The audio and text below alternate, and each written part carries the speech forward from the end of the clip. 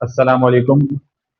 Welcome to the learning hub maths. Students, आज हम exercise 1.1 इस वीडियो के अंदर सॉल्व करने की कोशिश करेंगे। एक्सरसाइज 1.1 का पहला सवाल है, identify the following numbers as rational and irrational numbers and also write each one in separate column. ठीक है, फर्स्ट क्वेश्चन है हमारा, तो चलें फर्स्ट क्वेश्चन को सॉल्व करते हैं। फर्स्ट क्वेश्चन है हमारा 1/5 और मैं यहाँ लिखूंगा solution 1/5 which is our first question. जब आप इसको डिवाइड करेंगे 1/5 को तो इसका जवाब आएगा 0.2। 0.2। अब आप 0.2 को कैसे आइडेंटिफाई करेंगे कि ये रैशनल नंबर है या इररेशनल नंबर है? तो इसके लिए आपको हमारी पहली वीडियो देखनी पड़ेगी, जिसके अंदर मैंने इस चैप्टर का इंट्रोडक्शन डाला हुआ है। उसके अंदर मैंने आपको real number, rational, irrational number कैसे आइडेंटिफाई होते हैं वो बताया हुआ है, और साथ साथ कॉम्प्लेक्स नंबर का भी इंट्रोडक्शन दिया हुआ है। तो 0.2 जब आपको आंसर आ जाएगा कैलकुलेटर से डिवाइड करने के बाद, तो आप उसके नीचे लिख देंगे कि ये क्या है, रैशनल नंबर है। सवाल नंबर 2। सवाल नंबर 2 है स्क्वायर रूट 2/8।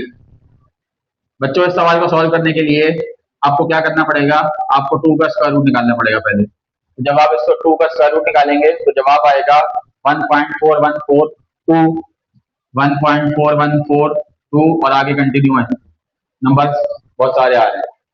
और उसके बाद आपको इसको 8 से भी डिवाइड करना है। तो यहाँ पर मैं आपको एक ट्रिक बता रहा हूँ कि जब स्क्वायर रूट में सवाल आएगा और उसका स्क्वायर रूट का जवाब जो पॉइंट में आ रहा होगा, तो आप उसको क्या कर देंगे, बिना कुछ सोचे समझे उसको क्या लिख देंगे आप, इर्रेशनल। ठीक है, वो रैशनल नंबर नहीं होगा। बिल्कुल इसी तरह सवाल नंबर 3। सवाल नंबर 3 के अंदर है हमारे पास 5/√6। इसके लिए भी आपको क्या करना पड़ेगा बच्चों, आपको कैलकुलेटर में स्क्वायर रूट 6 का आंसर निकालना है। कैलकुलेटर यूज करते हुए आप स्क्वायर रूट 6 का आंसर निकालेंगे, जो क्या आएगा 2.449 एंड आगे नंबर जो है वो चल रहे होंगे। ठीक है, तो इससे भी वही आता है कि आप इसको आंखें बंद करके क्या लिख देंगे, इर्रेशनल। ठीक है, नेक्स्ट क्वेश्चन क्या है हमारे पास, 2/8। जब आप 2/8 करेंगे तो इसका जवाब आ रहा है 0.25। 0.25 इर्रेशनल नंबर नहीं है बल्कि रैशनल नंबर है। अगेन ये रैशनल और इर्रेशनल हम पिछली वीडियो में डिस्कस कर चुके हैं। साथ ही साथ अगर आपने हमारे चैनल को सब्सक्राइब नहीं किया तो फौरन सब्सक्राइब कर दें, ताकि इस तरह की और वीडियोस आपको मिलती रहें। चलते हैं नेक्स्ट क्वेश्चन की तरफ, जो कि क्वेश्चन नंबर 5 है। क्वेश्चन नंबर 5 के अंदर सवाल है मेरे पास 1/√3। इसका भी आपने क्या करना पड़ेगा, आपको स्क्वायर रूट कैलकुलेटर से निकालना है, जो कि जवाब आएगा 1.73। 1.73 और आगे नंबर जो है वो आपको बहुत सारे मिलेंगे। तो इसको भी आप क्या करेंगे, इर्रेशनल लिख देंगे। सवाल नंबर 6, जिसके अंदर सवाल है स्क्वायर रूट 8। इसी तरह आप इसका भी स्क्वायर रूट निकालेंगे तो जवाब आएगा आपके पास 2.828। 2.828 यानी कि पॉइंट में आ गया और आगे नंबर चलते जा रहे हैं, तो ये क्या हो जाएगा, इर्रेशनल, जैसा कि मैंने अभी डिस्कस किया। सवाल नंबर 7। सवाल नंबर 7 में नंबर लिखा हुआ है 0, तो इसको हम लिख देंगे क्या, ये रैशनल नंबर है एज डिस्कस अर्लियर। उसके बाद सवाल नंबर 8 पे आ जाएंगे। सवाल नंबर 8 में लिखा हुआ है पाई।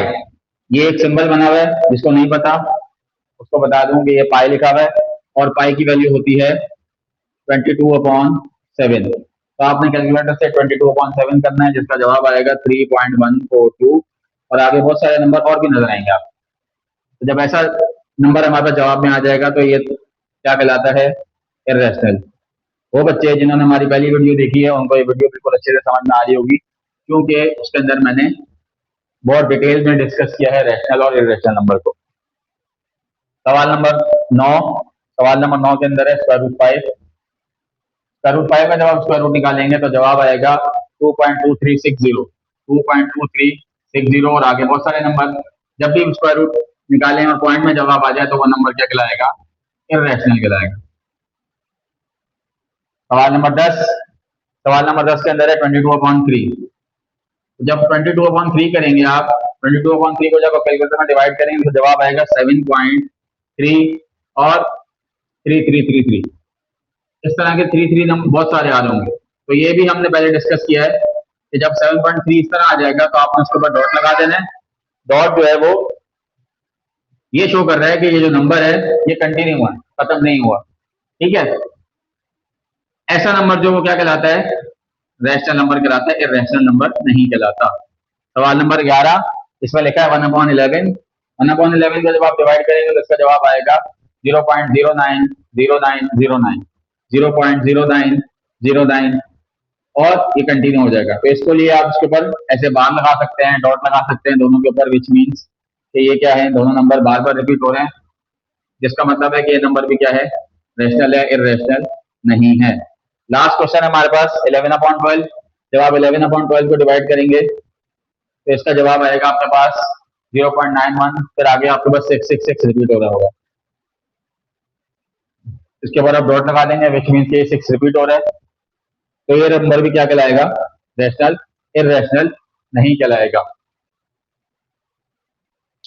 हमारे पास है क्वेश्चन नंबर 2। क्वेश्चन नंबर 2 में यहाँ पे लिखा हुआ है convert the following into decimal fractions, यानी कि ये कुछ सवालात दिए हुए हैं फ्रैक्शन में, इनको हमने डेसिमल फ्रैक्शन में चेंज करना है।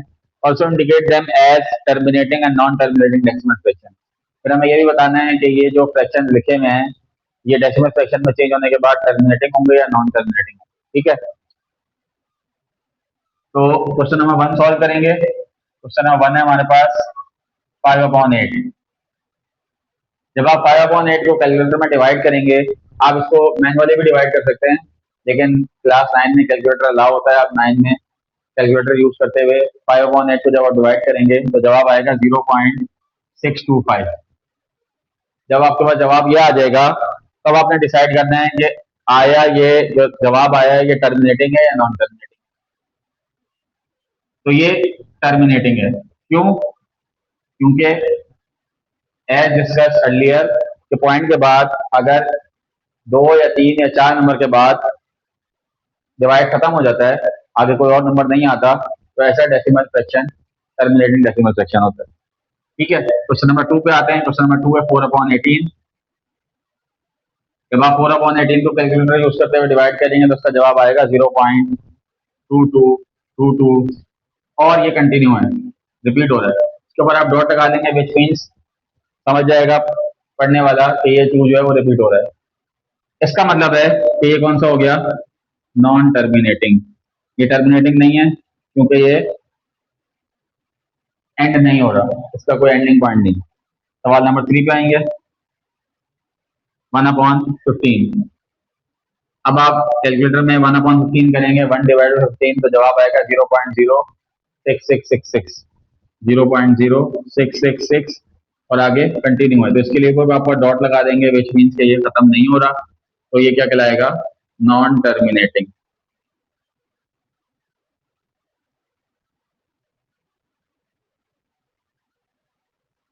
सवाल नंबर 4। सवाल नंबर 4 है मेरे पास 49/8। 49/8 जब आप इसको डिवाइड करेंगे तो जवाब आएगा 6.125,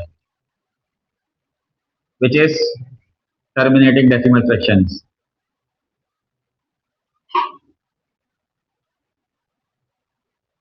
सवाल नंबर 5 है मेरे पास 207/15।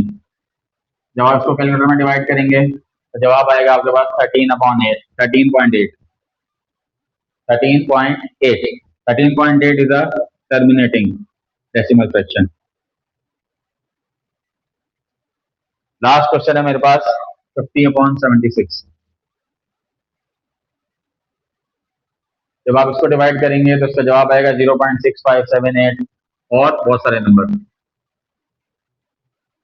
तो आप ऐसे इसको डॉट डॉट लगा के बता सकते हैं कि ये खत्म नहीं हो रहा, विच मीन्स कि ये क्या कहलाएगा, नॉन टर्मिनेटिंग।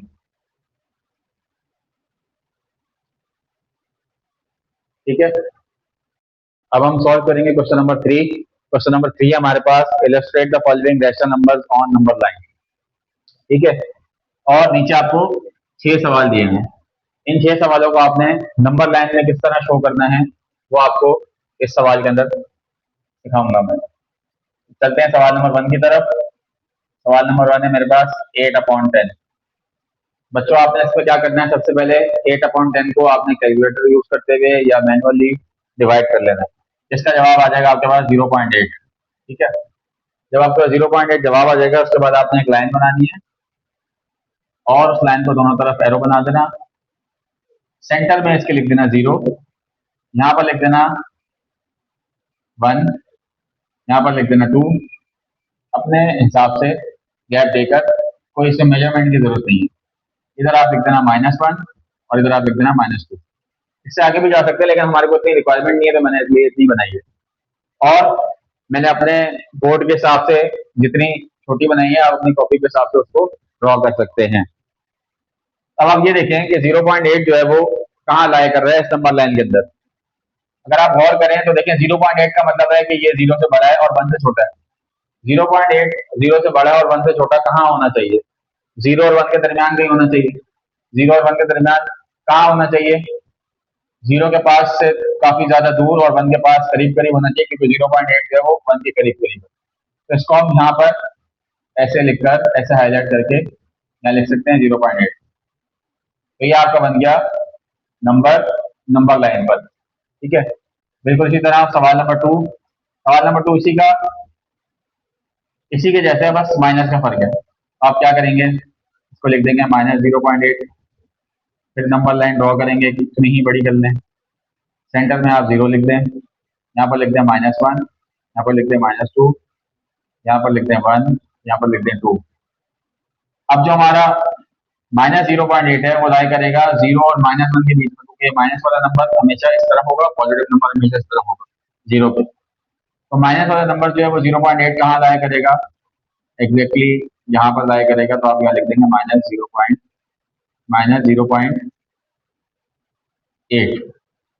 ठीक है, क्वेश्चन नंबर 3 क्या है मेरे पास, 1/1/4। 1/1/4 को जब आप डिवाइड करेंगे तो डिवाइड करने से पहले आपको उसको फ्रैक्शन में, इम्प्रॉपर फ्रैक्शन में चेंज करना पड़ेगा, जो कि बनेगा 5/4। उसका जवाब आएगा 1.25। इसका जवाब आएगा 1.25। कैलकुलेटर से चेक कर लीजिएगा आप लोग। फिर उसके बाद आप एक नंबर लाइन ड्रॉ करेंगे, सेंटर में उसके 0 लिखेंगे, यहाँ पर लिख देंगे 1, यहाँ पर लिख देंगे 2, यहाँ पर लिख देंगे 1, वो भी माइनस का, यहाँ पर लिख देंगे -2।